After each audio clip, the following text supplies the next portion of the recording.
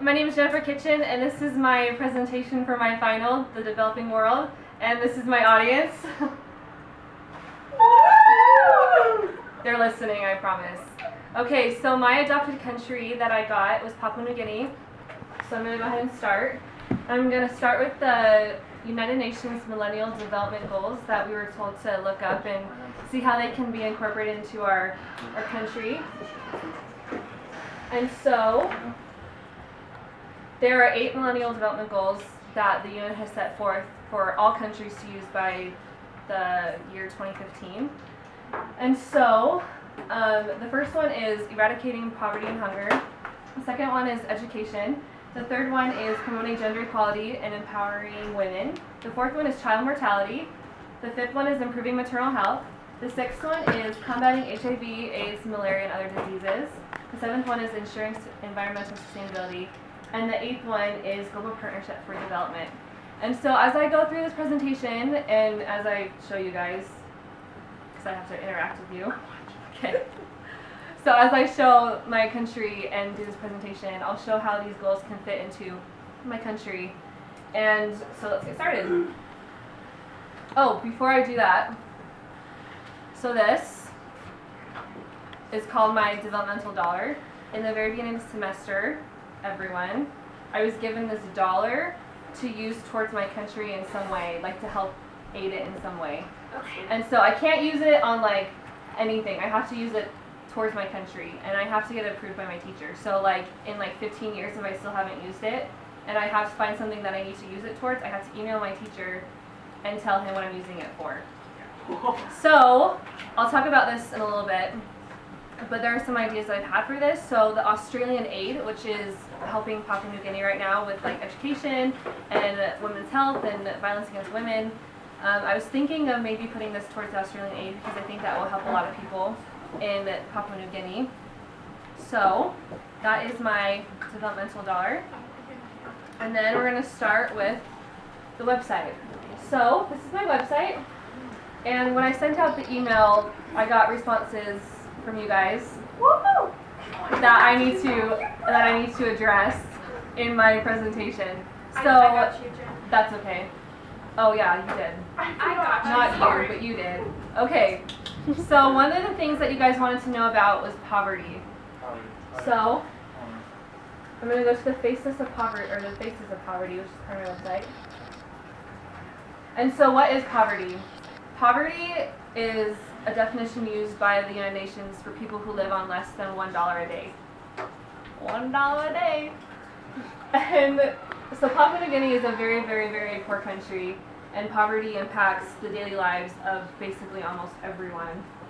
And so about 40% of Papua New Guinea is enrolled in school.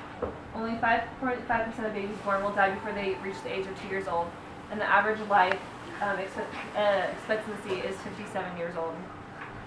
And so poverty, one of the things, I forgot who it was that asked me that, but someone asked me what poverty was and how it can be prevented. And so I think that it can be prevented by creating more jobs for people. I don't remember who asked me that. It must have been, I think it was Claire. I think it was you, Alexis. I don't know. But someone asked me how, Claire. I think it was Claire, how poverty can be prevented. And I don't really think it can be fully prevented. I think that it can be reduced a little bit, but it will never fully go away. And so the next thing that you guys wanted to know about was women's rights. So let's go to the women's page. This is my favorite page of the website, and the women of Papua New Guinea.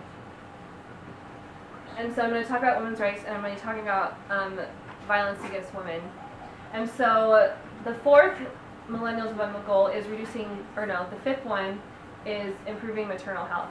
And violence against women is a really, really big problem in Papua New Guinea.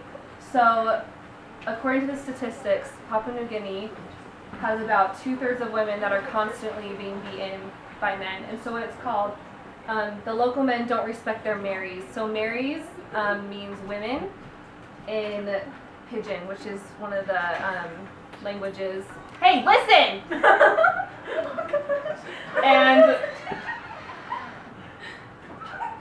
And so I'm just going to show you a little bit of this website.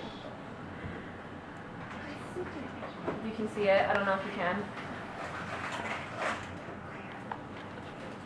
So this is the website that talks about violence in Papua New Guinea. It's called Crying Mary, and like I said, Mary is Pidgin for women in Papua New Guinea. And so these images are very, very hard to look at. So these are just some women who have experienced violence. And to put the traditional perspective into it, the traditional and the modern perspective into it, it's very traditional in Papua New Guinea. Yeah, come look. It's very traditional in Papua New Guinea for the men to show their power to beat their women. And so it's a very, very huge problem. And so what happens is these men just beat these women and their wives. And traditionally, it's seen as a normal thing to do, just because that's just how the men gain their power. But versus the modern perspective, the world obviously does not see this as just merely just a traditional thing. And so there's this one girl that I want to show you. This girl. So this girl right here, she is 5 months pregnant. She was brutally attacked by her husband and expelled from her house early in the morning. And so her drunken husband assaulted her, kicked her in the abdomen, and repeatedly struck her face against the wall. And because of that, they were trying to find the heartbeat of the baby, and they couldn't find the heartbeat of the baby because of the beating towards her abdomen. And then down here it says that according to the police, this man has not been arrested yet, and he probably won't be. And so that's just a very hard thing for people to grasp, and violence against women is a very, very difficult thing. Okay, so let's move on to the traditional war attire. Someone asked about the traditional war attire. I'm going to show you a cool picture. So the traditional war attire, this is a man dressed up in traditional war attire.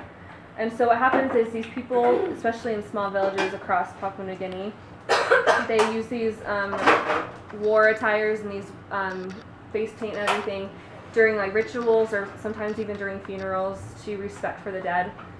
And then this is my page that shows against traditional and modern Papua New Guinea, because most of the country is modernized, but the rest of the country is still very traditional, still very small, tiny villages, things like that. And so, okay, so the next question you guys had was modesty. I think this was yours, Lexus, the modesty one. And Yeah, so in Papua New Guinea, it's considered modest for girls to show their upper half, but it's considered immodest to show their lower half. So it's okay for women to walk around topless, and that's fine. And the reason why is because Let's go there. and the reason why is because it shows that you're a woman. Like, it shows that you have those qualities and attributes to be a mother. And so that's why it's considered modest. And then kind of going back to the violence against women thing, like, why hasn't it stopped? And like I said, it's a traditional thing. It's a modern, like, it's a traditional versus modern perspective thing. And it's also kind of a U.S. perspective, like, it's okay, or it's not okay for violence against women to happen, but it is okay in Papua New Guinea for that to happen, for the most part at least. But since it's becoming more modernized, it's starting to become a more big issue, and it's obviously not moral at all. And so, okay, and the next one, the culture, the lifestyle, the food, the government. I'll show you. So this is a picture of Papua New Guinea. And to say hello from Papua New Guinea, you say good day. Good day. Good day. That's how you say it formally, but to say it informal, you say hello. Hello. Hello. Hello. So that's how you say hello in Papua New Guinea. Here's some really awesome war shields. And then the food, the culture, the style, or the food really, like, since they live near beaches and not rivers, like oceans, they usually eat a lot of fish, a lot of rice, a lot of beans. And yeah. So that's the food style, culture, and everything like that. Okay, now I'm going to show you. Now I'm going to show you this thing I did. It's called a Google tour. And during this Google tour, I'll talk about the last 3 development goals, which is disease, ensuring environmental sustainability, and global partnership. And so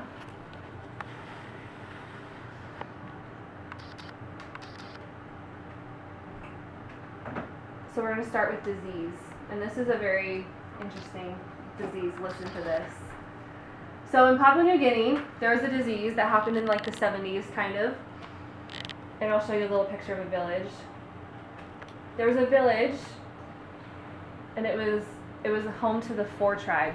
And so the 4 tribe, like during the 70s, I think it was, the people of the 4 tribe started to get really, really sick, and they got this certain disease, and they called it the laughing sickness. And so what would happen is the victims would shake uncontrollably, and they'd even laugh uncontrollably. And so this is the reason why it got spread so much is because the 4 tribe practiced cannibalism. And so, yeah, and so they would eat each other's brains, and that's how the disease would spread. Ew. Yeah, it would spread from person to person through the brain. Ew. Really gross. Ew. And and so the reason why so many people got affected is because there's not a lot of medical treatment near small villages like this. The hospitals, I'll show you in a minute, they're more towards the modernized, like the big cities and things like that. And so, like I'll show you in a minute. So this is a very horrible disease. And then I'm going to talk about malaria and HIV. So HIV and AIDS is a really big problem in Papua New Guinea. This is the river, and I'm going to show you Papua New Guinea is very wet, and it gets a lot of rain, and so it brings a lot of mosquitoes, and mosquitoes can carry malaria, and that's how malaria can get spread throughout people in the country. And so what happened, so obviously there's a lot of disease in the country, and I want to show you 2 hospitals. So when I looked up hospitals online, there are only 2 major hospitals that came up, only 2 in the entire country.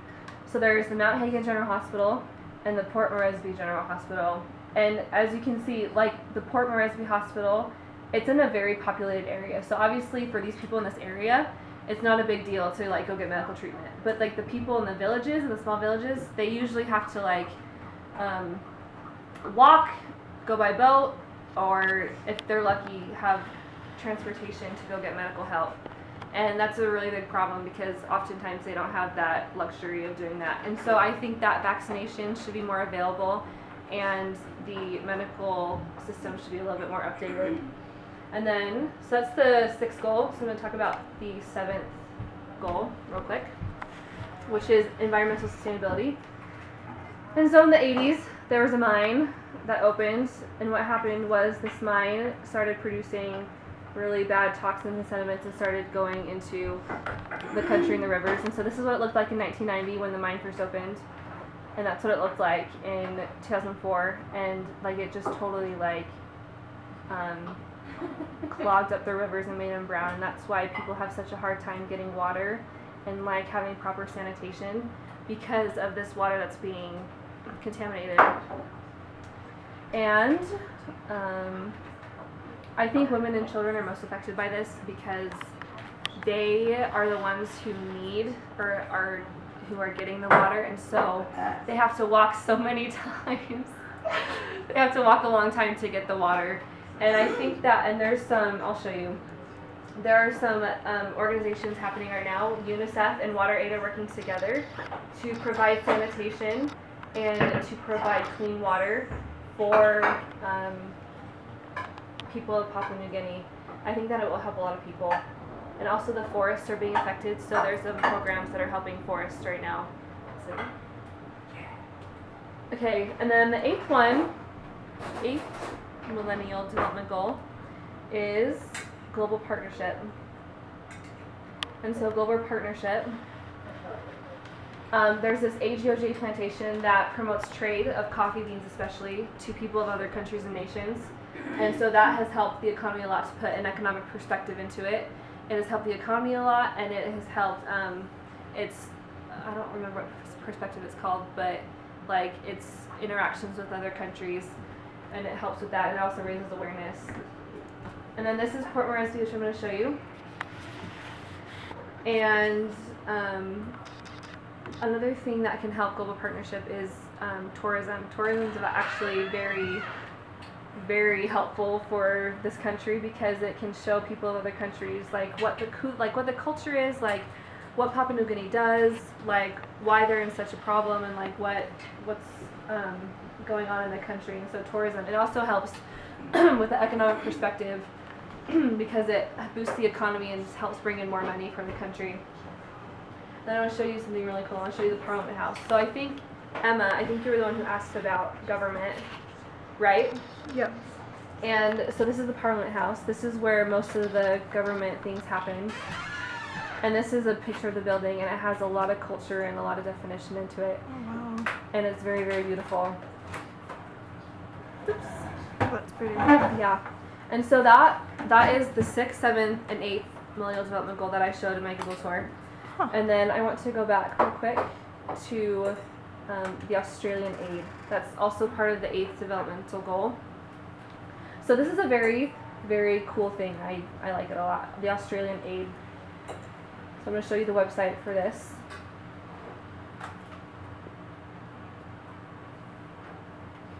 It'll come up. Yep. So this is the Australian aid website. So the Australian aid is this program where the government of Australia helps the governments of other people or of other countries. And so the Australian aid is helping towards Papua New Guinea right now. And so they usually help with like getting education, earning money for education, promoting women's rights, violence against women, health, water sanitation, anything that they can help. And I think that they use a lot of these Millennial Development Goals into helping Papua New Guinea. And yeah, so let me show you the Papua New Guinea site where they help. It's a very, very, very good idea, and I really am glad that this organization exists. And so they just help to earn money for saving lives and promoting opportunities for all, and the humanitarian and disaster response. And so the humanitarian and disaster response is interesting because Papua New Guinea is located in the Pacific Ocean or Pacific area region, and so because of that, it's located on the Ring of Fire. And so a lot of volcanoes and earthquakes happen, and so a lot of aid and relief needs to be helped for that. And so, really quickly, I just wanted to go back to the UN Millennial Development Goals. And so I think that these UN Millennial Development Goals are very, very helpful and very resourceful, and I think because they're supposed to end in 2015. And so I think that just because they're ending in 2015, I think that they still need to be continued. And so I think that's all I have. And so does anyone have any questions at all? What was your favorite part about our research? I really liked learning about women in Papua New Guinea and women's rights and things like that. And also because like when I first got this adopted country, I didn't even know how to pronounce it. I was like Papua New Guinea, but I know it was actually a very, very interesting country to learn about. So, any more questions? Milo? How do you think you can improve that issue in that country? Which issue? The women. The women's rights? I think that as long as people just realize that it's becoming more modernized, and since, to put a U.S. perspective on it, since U.S. has women's rights and everything, I think that they just need to be aware that women need to have those responsibilities too. Yes, Milo? Do you think the country you're researching on can improve itself? Yes, I do. Okay. With the support of another country or just by itself? I think that as long as it has support from other countries too, it could help as well. That's why the Australian aid is up here. Okay. Thanks. Okay, thank you guys for listening. Thank you.